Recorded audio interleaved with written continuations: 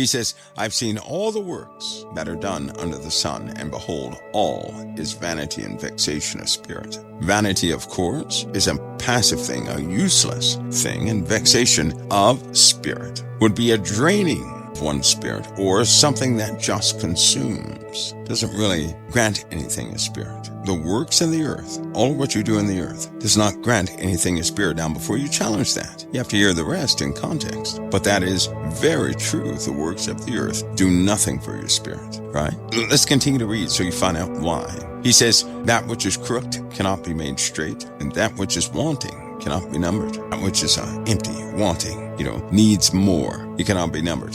They're countless. I commune with my own heart, saying, Lo, I am come to great estate, and have got more wisdom than all they that have been before me in Jerusalem. Yea, my heart hath great experience of wisdom and knowledge. And I gave my heart to know wisdom, and to know madness and folly. I perceive that this also is a vexation of spirit. See, so he was a smart guy, the wisest that ever was. He says, and I give my heart to know wisdom and to know madness and folly. Oh, he's going out on the deep end. To know wisdom is one thing, but he didn't stop there. He said he gave his heart to know wisdom, and what else? Madness and folly. Well, how do you do that? He's a wise person. He's going to tell you how he did it. I wouldn't do it. I can tell you that right now because it already happened to me. It happened to some of you too. But I wouldn't just voluntarily do it. No way. He says, for in much wisdom is grief, and he that increaseth knowledge increaseth sorrow. Now, before you run away with that, all these things have to be placed in context. So that means,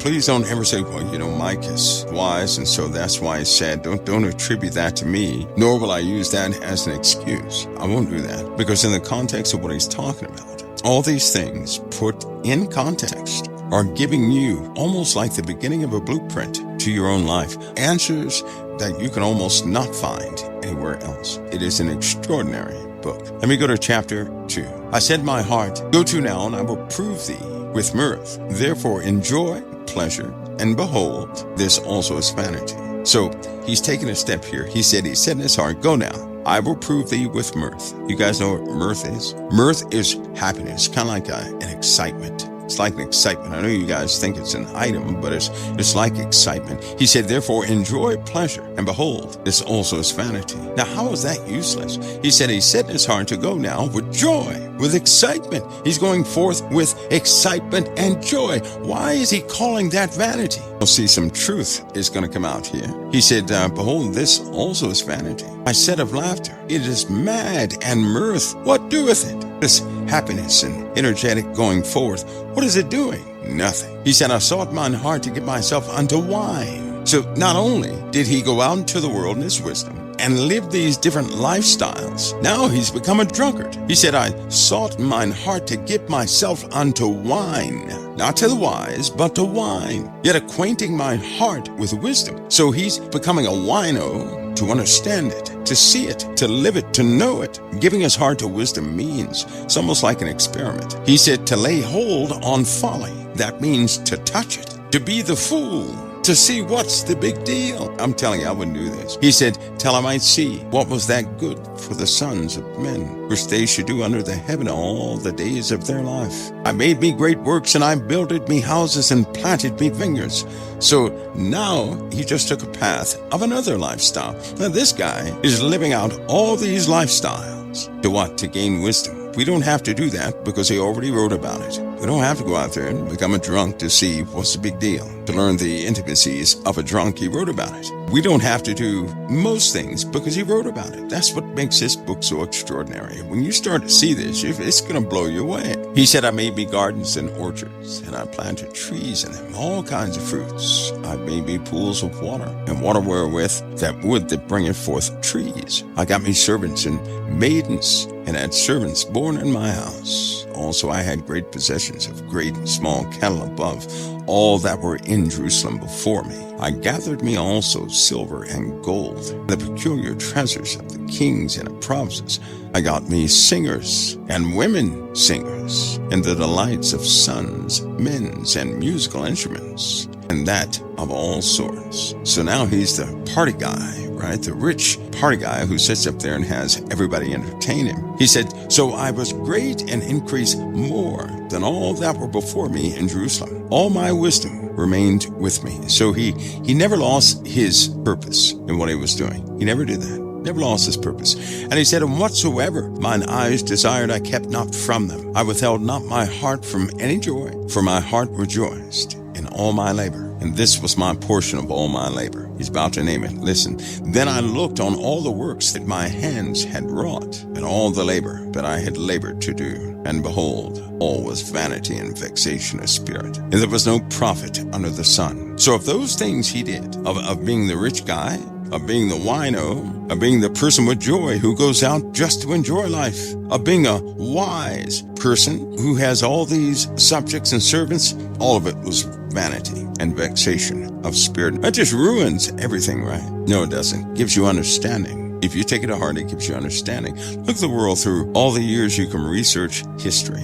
Man has been doing the same thing over and over and over and over and over again. It's kind of like the elections. Every single time somebody gets elected, they give the same promises. People get built up. They elect a guy they want. The same thing happens. You know what happens? Somebody else gets elected. It's the same thing over and over again. And each time people get excited, they vote, they end up not happy at the end, and somebody else gets elected. They do the same thing, and it's this never-ending cycle that we keep falling for. It's almost like we can't see it, like we give ourselves over to it, and we can't recognize it. Didn't you know that life is the same way? And people go in circles, staying stuck in a lot of cases. And he's telling us that all these things in the world do not profit the spirit anything. I have to remind you, he said he went forward with joy. In this one walk he went forward with joy, and it too was vanity. So that walk, he's giving us all types of walks that we could imagine to take in all of its vanity and vexation of spirit. All of us are a testament to that too. If we were not a testament to that, we would never have frowned nor cried in sorrow, nor would we have said, Lord, why am I here? But all of us have said that or thought that in our hearts. So we know that we took one of these paths, and we found too that it was vanity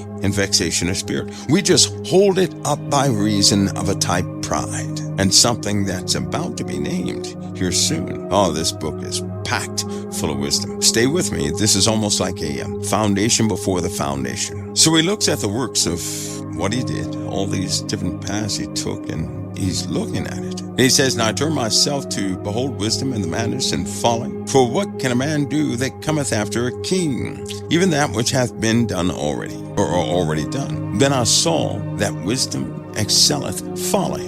Wisdom excels or increases folly. And as far as light excelleth darkness. It does. Light increases darkness. The wise man's eye are in his head, but the fool walketh in darkness. I myself perceived also that one event happeneth them all. Hear what he just said? The wise man's eyes are in his head, but the fool walketh in darkness. And I myself perceived also that one event happeneth to them all. Then said I in my heart, as it happened to the fool, so it happened even to me. And why was I then more wise? Then I said in my heart, that this also is vanity.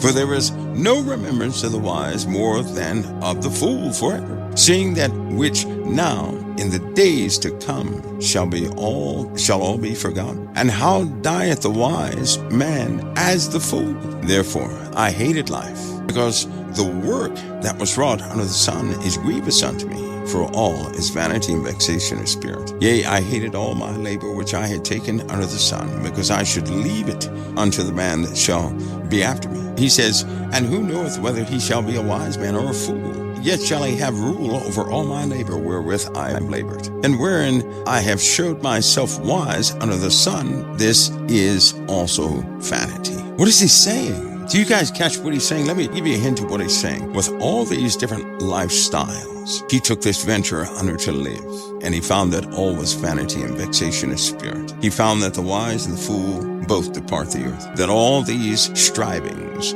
that men have unto themselves is all going up in smoke. All the labors one could ever commit and really put their hearts to, they don't know who's going to be left to. History does repeat itself, because we have no record of kingdoms past a certain point, and neither did they. He said that in the first chapter. There are things they didn't know of, even in his time, but those same things he didn't know of would be in the future. All of it's vanity.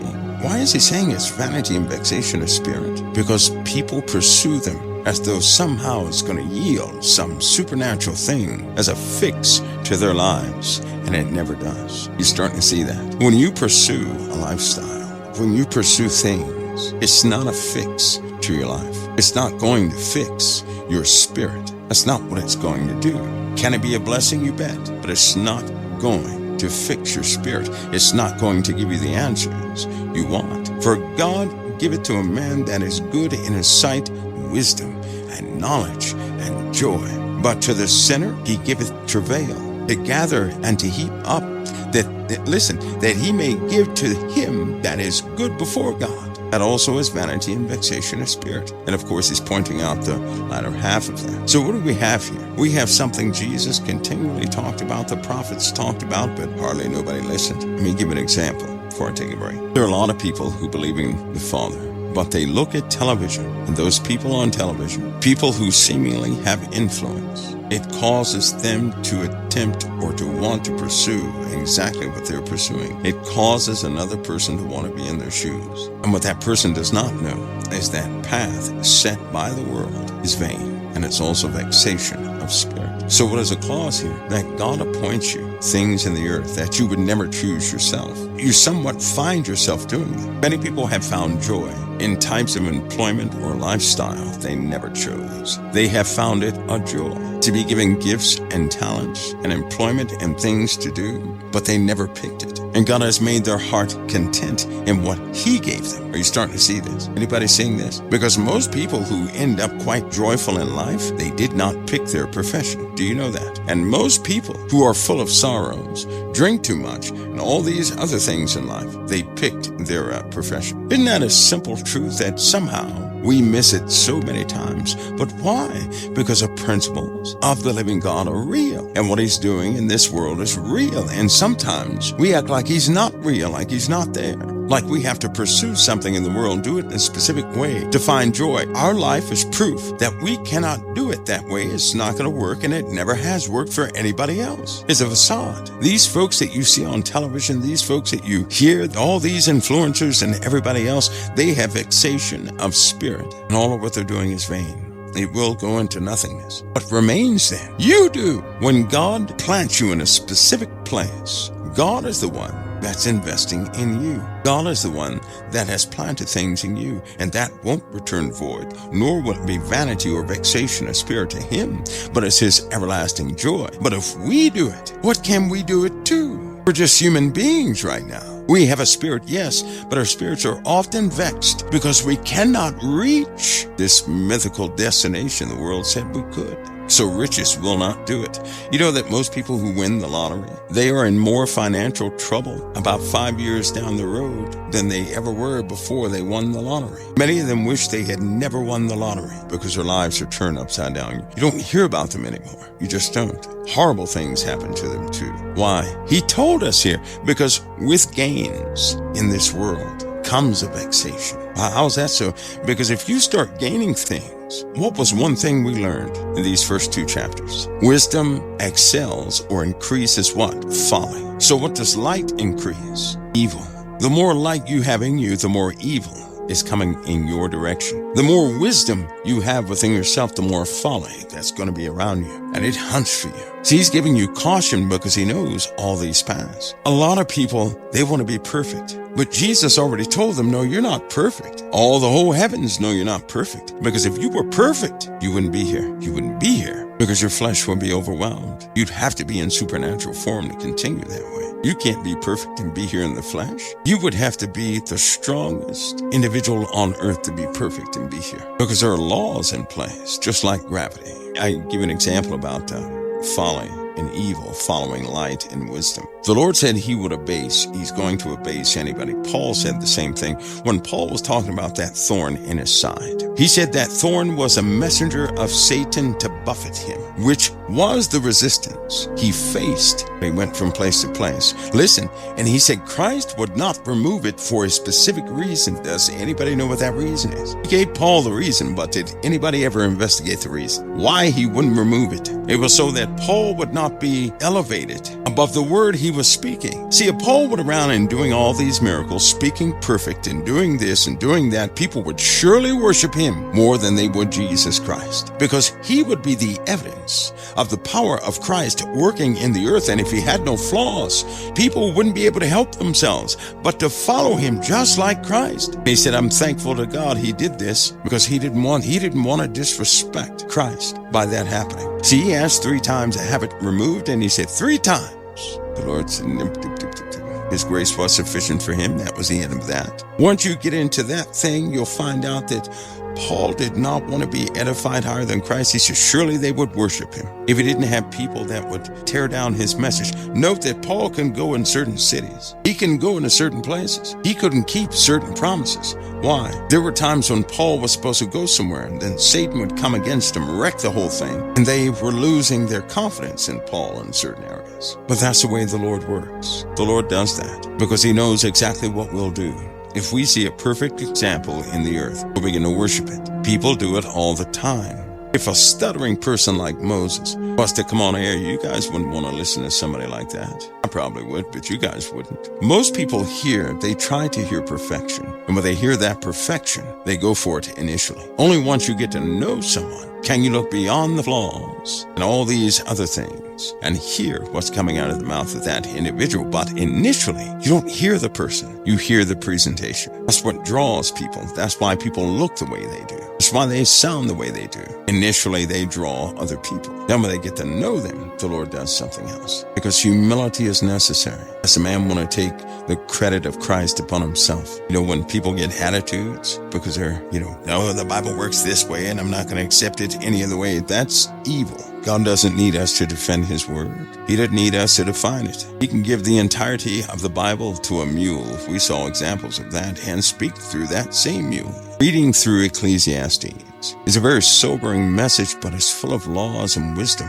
of things that are so real that if one could capture it, they would not live in this fantasy life that's always going upside down. Do you not know that your life can stop going upside down? The storm can be over right now. But see, if the storm was over, would you have spiritually benefited from the storm itself? If the storm were to end right now, would you perpetuate something that God is wiping away from you? See, the storm came to clean you, to make you white, to wash you. That's why the storm came. But if the storm was taken away, would you be washed? Would you be corrected? Would you stand taller? Or would you go back to being the same individual that you were with the same flaws and mistakes you know nothing about? Every storm exposes weaknesses within you and within me. Every storm. They are critical and important. The question is, who would you be without the storms? Because if you look over your life at what your problems have exposed, would you have gotten rid of them yourself? The truth is, we had no willpower to get rid of our own problems. See, we always think we have the solution. We always think we know what's wrong with us. I was talking to somebody one time. They said, well, I already know what's wrong with me. I just need, wait a minute. So you know what's wrong with you. Why are you still broken if you know what's wrong with you? Well, I just need someone to, wait a minute. But you know what's wrong with you. Once you know what's wrong with you, once you can truly identify what's wrong with you, you can purge it yourself. There are people out there that will tell you in a heartbeat. They know what's wrong with them. They'll say, well, no, I don't need anybody to tell me. I know what's wrong. I just need, this to fix it with. That's all. It's kind of sad, really, because these same people say this 30, 40, 50 years. They stay in the same rut for all those years. Why? Because they're the expert. They have become their own physician, and they're not. That's what we're talking about here. All these different lifestyles and pursuits, people always say to themselves, well, if I just had this job, then I could. Well, if I could just do this, then I could. Well, if I could take this brick, then I could. That's taking a path in life that somebody else took that will yield nothing spiritually. And men do this generation after generation after generation after. I'll tell you, if somebody would listen to this Ecclesiastes, give it their real attention and cut the pattern that so many men take, they will be added to the free list, free of the idioms we go through all the time. And if we know what's wrong with us, I would advise no one ever say that. well, I know it's wrong. I just need this tool to fix it. Hopefully you'll say, I don't know what's wrong. I don't know what's wrong. Because the truth is, if we knew what was wrong in truth, we would have prayed the right prayer. God would not hesitate to answer the prayer. But I'll submit to you right now, we can't even identify the problem. All throughout our lives, God gently, He discloses what we're truly facing, what's truly in us, what we truly have to overcome. He never does it all at one time. He gently exposes this as we're growing. But if you get to know this for yourselves, you're going to see how He went out to these different lifestyles and why.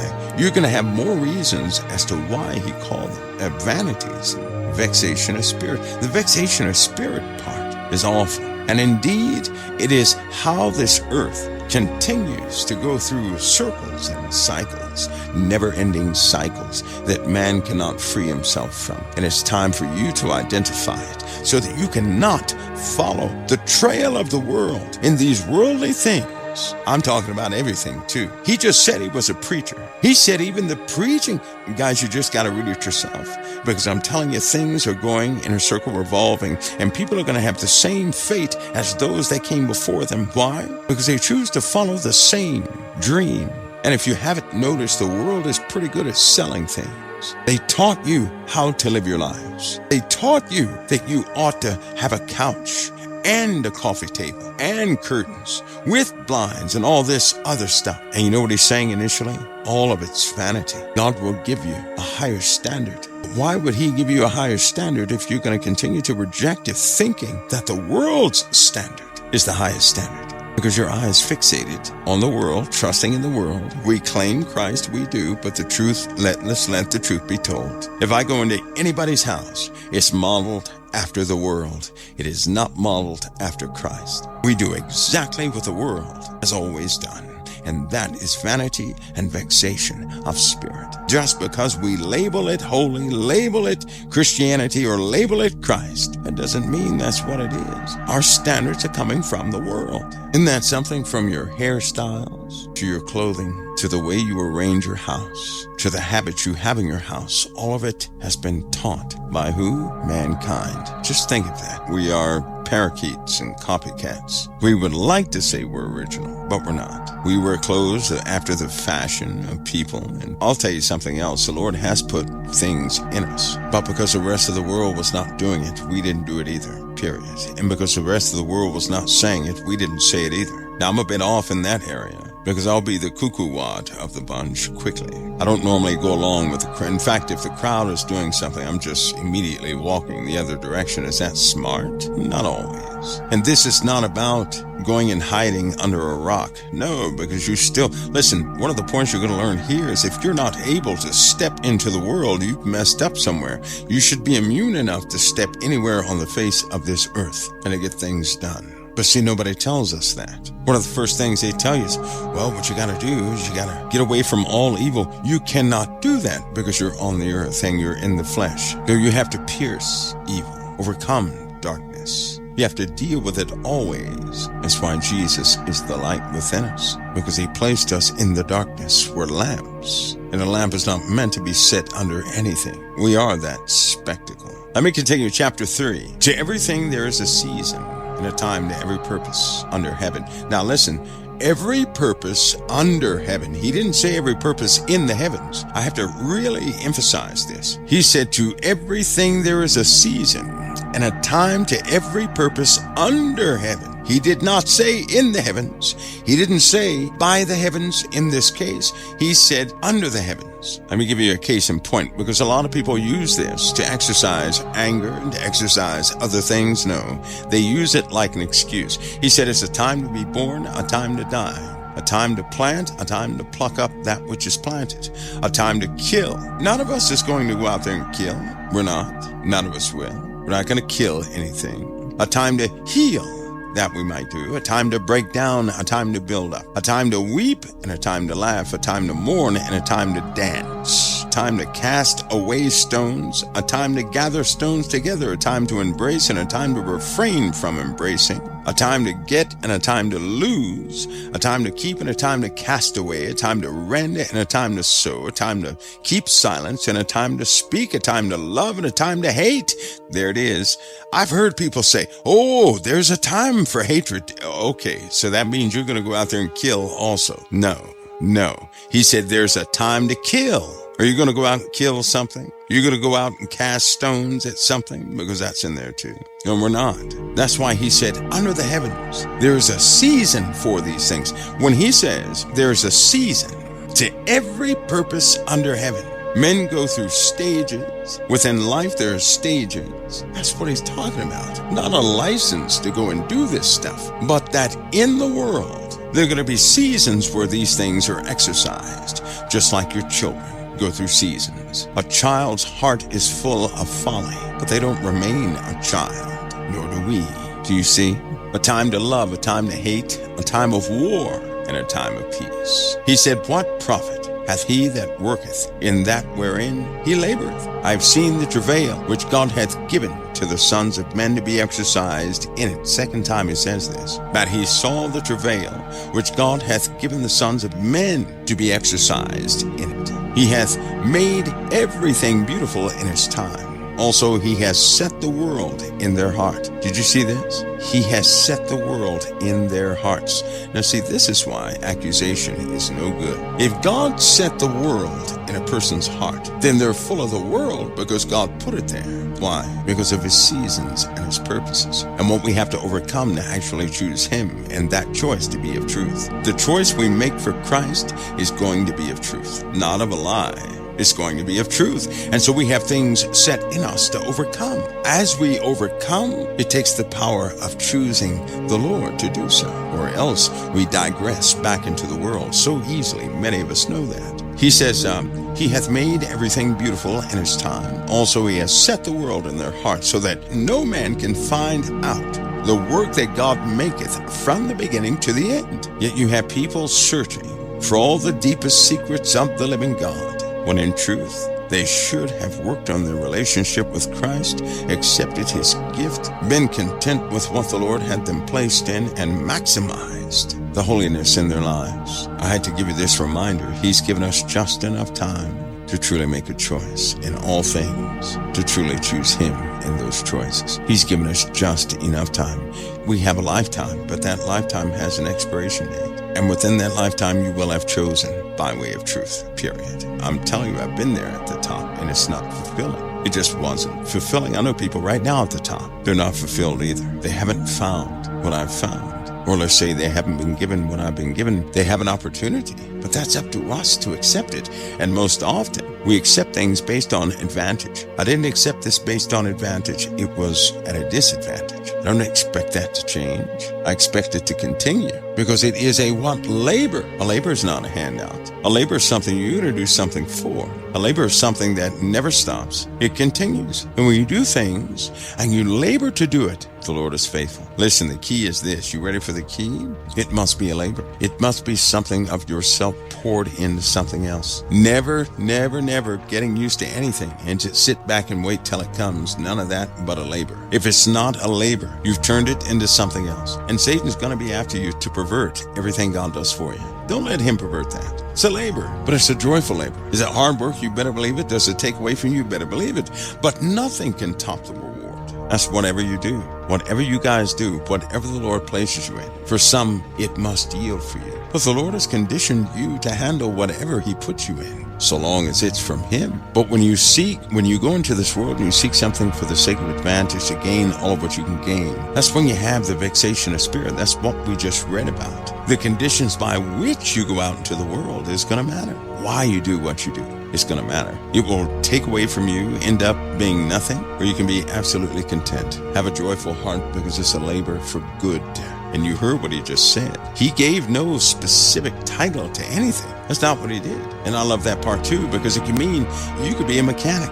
It doesn't matter what you are. It matters that the Lord did it. It matters that you're operating in one of the Lord's seasons, not having the worldly ambition where you would lose your soul, because that's when you end up with vexation of spirit. See, a lot of people have tried to make it work. They have tried to pursue something for themselves, and they've tried to hang on to the Lord, and they found nothing but vexation of spirit. And if any of you are out there and you've done that yourselves, you already know there's vexation of spirit. You can chase it all day. You can do good in it, but there's vexation of spirit, and there's an emptiness nothing can fill. You already know that. But when the Lord does something, it's above and beyond what you expected. It's so far removed from any standard. The old man is in the grave in my life, but I remember the state of the old man, and I'm grateful because it could be just like that again. Not because of Christ, it's not. Only because of Christ, it's not. That's a key.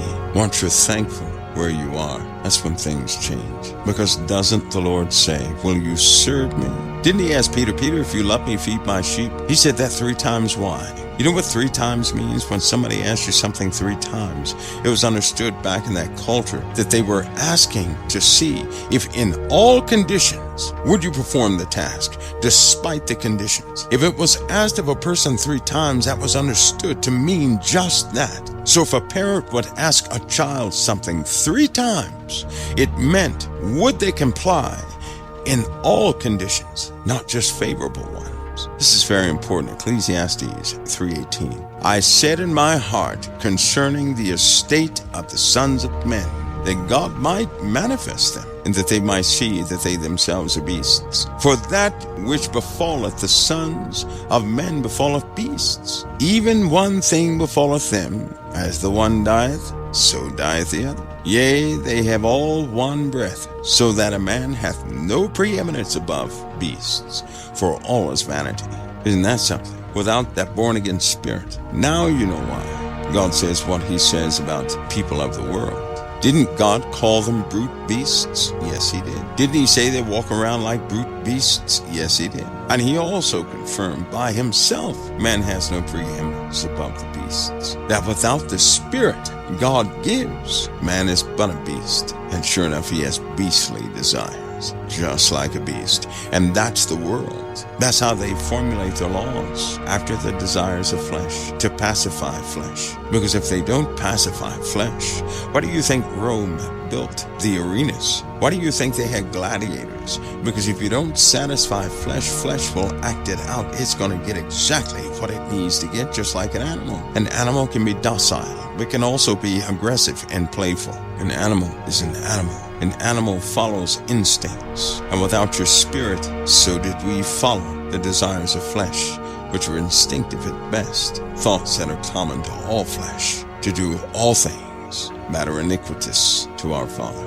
And have you noticed that righteousness is formulated in such a way as to not be a beast, but to be disciplined, to have power over flesh? Listen, he said, all go unto one place, all are of the dust, and all turn to dust again. He said, who knoweth the spirit of man that goeth upward, and the spirit of beasts that goeth downward to the earth? Did you hear that? Wherefore I perceive that there is nothing better than that a man should rejoice in his own works, for that his portion, his time, his earthly purpose.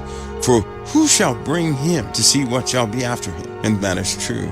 No one has done that, save with the prophecies of our Father, which men do stress to understand. So much wisdom in these things. But here we have this scenario again, the emphasis and the closing. When you pursue this worldly life, there is vexation of spirit. There is uselessness or vanity. Given all the paths he took, trying to see what way was best that men should do all the days of their life. Even when he sought to understand it by way of his wisdom, not losing himself in any lifestyle he pursued, he saw all of it was vanity. He said he was a preacher, but he said he even saw that as vanity. And then he gave the reasons why. But then he gives us a key. In the world, there are seasons, weather seasons, but there are also seasons over men under heaven. Times of war, peace, sowing, reaping, all these things are for men. But then he bursts out, he says something. He's talking about the labors, not the labors you sought out like he did in the first 2 chapters, calling them vanity, but what God has given you, that you should in your labors eat and drink and enjoy the good of those labors. Enjoy the good of those labors. To enjoy the good of the labors, you're thankful. Even Jesus said that. That's why he said men ought to pray always. That's why he also said that we should always give thanks. is. Because disclosure is coming, but we're not talking about some ET stuff. We're talking about man-made technologies that are very real, that they've been using, that, just other people have said, no, don't let everybody know about this. But the people that are in the world right now, I'm not saying they're holy, right? But they want people to be able to access everything. Those people are the ones taking over everything. By the way, it's also going to be the demise of most of us. But because a kingdom is rising, and it's going to rise just that way. Through peace, he shall destroy many. He shall scatter among them the prey, the spoils, and the riches. He'll provide them with wealth, a very wealthy kingdom, and very wealthy citizens. And indeed, the world is about to become very wealthy, and it will be a snare on all those who have a desire to have wealth. If you base your life upon wealth, you're going to have a problem. If you think you're blessed only because you have, you're going to have a problem. A blessing is an impartation, not something you own. A blessing is an empowerment, not necessarily something you can touch. That's what a blessing is. To be blessed is to be empowered. Please remember that. You go back to the root meanings, that's what you'll find.